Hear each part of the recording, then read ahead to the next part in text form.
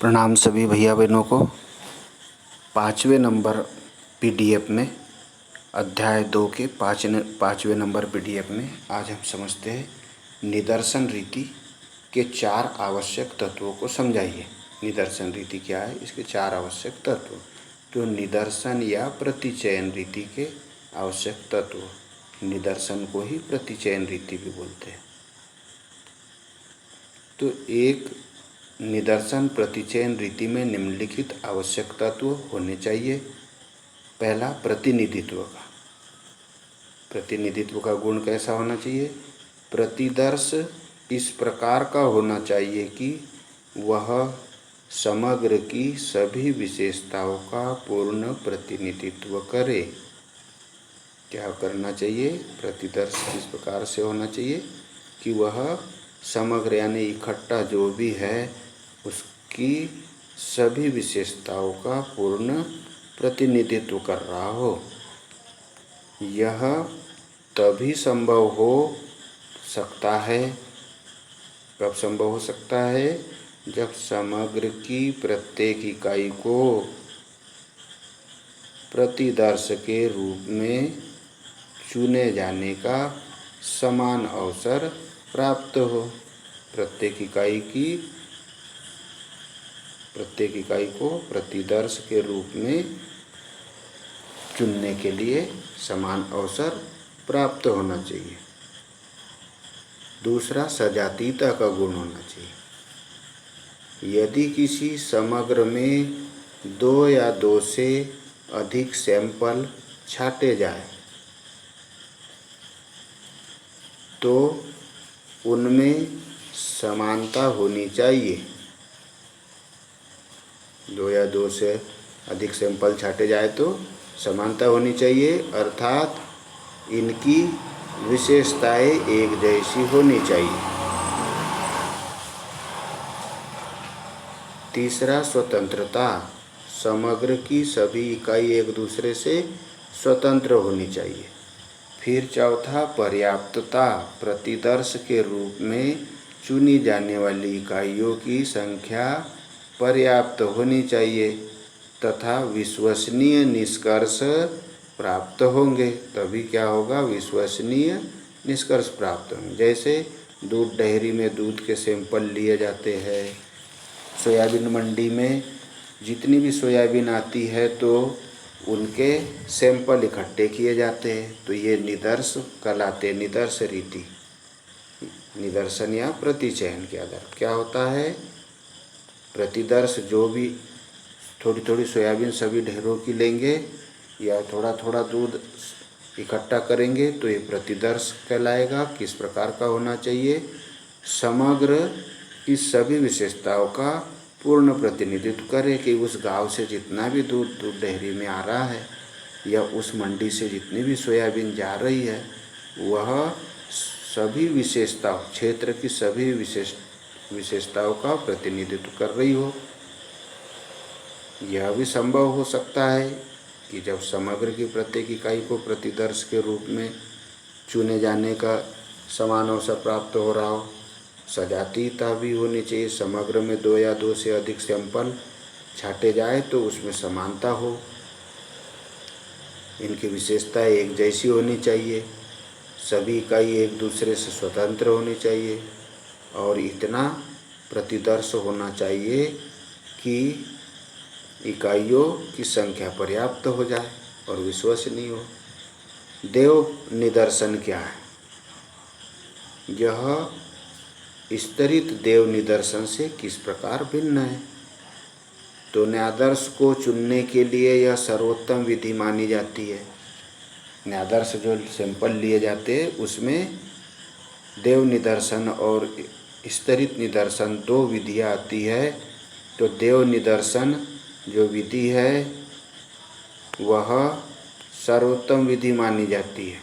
Sample चुनने की, न्यादर्श चुनने की सबसे सर्वोत्तम विधि। इस विधि के द्वारा अनुसंधानकर्ता अपनी इच्छानुसार इकाइयों का चुनाव न्यादर्श के रूप में नहीं करता। अनुसंधानकर्ता अपनी इच्छानुसार क्या करता? न्यादर्श का चुनाव नहीं करता जबकि इसमें सभी इकाइयों के चुनाव न्यायादर्श के रूप में किए जाने के समान अवसर होते हैं। इस विधि में संपूर्ण समग्र की प्रत्येक इकाइयों को न्यायादर्श में सम्मिलित किए जाने की संभावना रहती है। इसलिए इस विधि को संभावना या प्रायिकता न्यायादर्श भी कहा जाता है।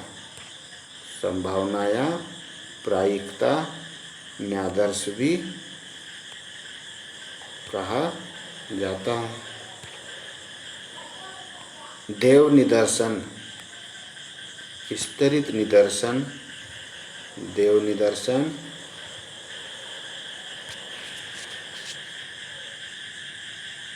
देव निदर्शन स्तरित देव निदर्शन से भिन्न होता है। कैसा होता है? भिन्न होता है। इसमें चुनाव के लिए किसी नियम का पालन नहीं किया जाता। किसके लिए? चुनाव के लिए किसी नियम का पालन नहीं किया जाता। परंतु देव निदर्शन एक वैज्ञानिक विधि है। नियम का पालन नहीं करते फिर भी यह वैज्ञानिक विधि है। विज्ञान कैसा होता है? नियमों के आधार पर होता है। क्रमबद्ध ज्ञान ही विज्ञान है। इसमें किसी नियम का पालन नहीं किया जाता, परंतु फिर भी वैज्ञानिक होता है। और इसमें इकाई का चुनाव करते समय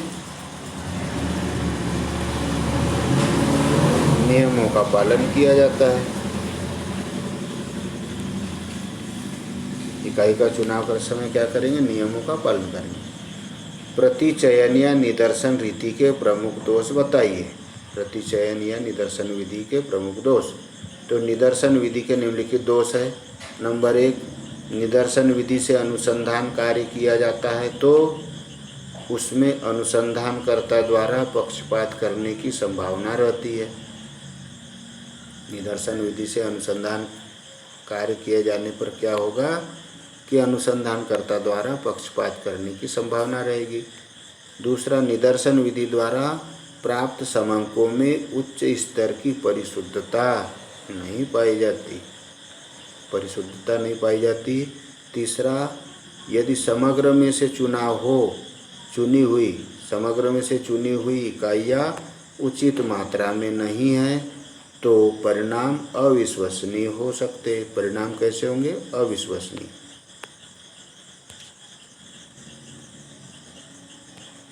परिणाम अविश्वसनीय होंगे।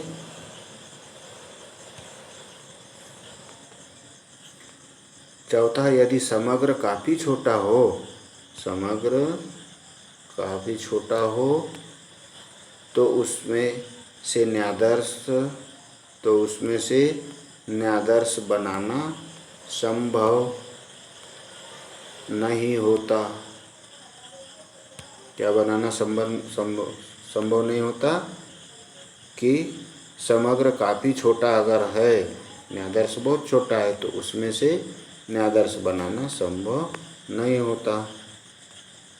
अगर ढेर बहुत छोटा है तो उसमें से न्यायादर्श नहीं निकाला जा सकता। जैसे दूध 1 ही लीटर बेचने के लिए हमने ले गया डेयरी में, तो उसमें से न्यायादर्श क्या निकालेंगे? अगला प्रश्न, संगणना विधि किन किन परिस्थितियों में उपयुक्त है? तो संगणना अनुसंधान रीति का प्रयोग निम्नलिखित परिस्थितियों में उपयुक्त है। नंबर 1, जब अनुसंधानकर्ता का क्षेत्र सीमित हो। संगणना तभी होगी किसी विषय के लिए गहन अध्ययन की आवश्यकता हो। तीसरा, अधिक परिशुद्धता की आवश्यकता हो। और चौथा, जहाँ विस्तृत सूचनाएं एकत्र करनी हो।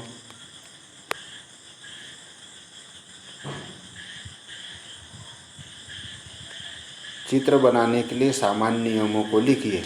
तो चित्र हमने देखा है ना, बनाने के लिए कौन कौन से नियम हम लागू करेंगे। चित्र रचना करते समय निम्नलिखित आवश्यक बातों का ध्यान रखना अति आवश्यक है। नंबर 1, चित्र पर उचित शीर्षक होना चाहिए। कोई भी चित्र बनाए तो काय का है, इसके लिए शीर्षक देना आवश्यक है, जिसमें ज्ञात हो जाए कि चित्र में क्या प्रदर्शित किया गया है। दूसरा, चित्र आकर्षक, साफ और सुंदर होना चाहिए। तीसरा, चित्र न तो बहुत बड़ा होना चाहिए और न बहुत छोटा। चित्र का आकार कागज के अनुसार होना चाहिए। चौथा, चित्र रचना में पहले उपयुक्त पैमाने निर्धारित करना आवश्यक होता है। चित्र बनाते समय क्या पैमाने लेंगे, कान कितना बड़ा होगा, नाक कितनी बड़ी होगी, आँख कितनी बड़ी होगी। अगर अपना चित्र बनाना है तो पैमाना जरूर लेना होगा। पैमाने द्वारा तथ्यों की विशेषताओं का भली भांति स्पष्टीकरण हो सके। पैमाने पर उल्लेख चित्र के एक कोने में कर देना चाहिए। जैसे हम नक्शा बनाते हैं तो एक कोने में हम उसका उल्लेख कर देते हैं, नदी कौन सी होगी, मंदिर कहाँ हो, कैसा होगा, इस प्रकार से उल्लेख एक कोने में कर देंगे। चित्र के निर्माण में स्वच्छता की ओर विशेष ध्यान देना चाहिए, स्वच्छ होना चाहिए। और रेखा चित्र उपकरणों जैसे प्रकार या स्केल, पटरी जिसको बोलते हैं, आदि का उपयोग करना चाहिए, हाथ से नहीं खींच देना। नंबर 6, चित्र में प्रयुक्त रंगों या चित्रों द्वारा किन किन तथ्यों का प्रदर्शन किया गया है, यह चित्र के ऊपर एक कोने में दिया जाना चाहिए। जो भी चित्र अगर हम बना रहे हैं तो एक कोने में किन तथ्यों का या किन रंगों का, चिन्हों का प्रयोग किया गया है, यह हम ऊपर एक कोने में कहाँ दर्शाएंगे, इसको ऊपर।